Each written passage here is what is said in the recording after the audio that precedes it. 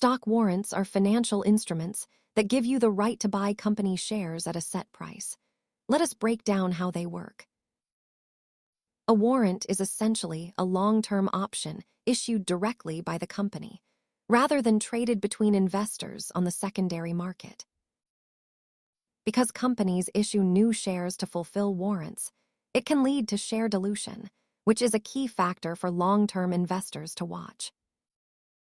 Warrants include a specific strike price and expiration date.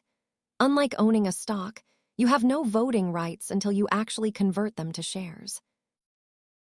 While they look like options, warrants are company-issued and often last for years, whereas exchange-traded options are usually much shorter in duration.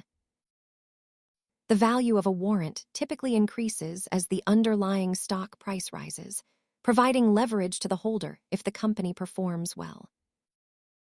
Companies often bundle warrants with bonds to make the debt offering more attractive to institutional investors looking for extra upside potential. Now you know the basics of stock warrants. Remember to check company filings to see if warrants could impact your investment. Thanks for watching.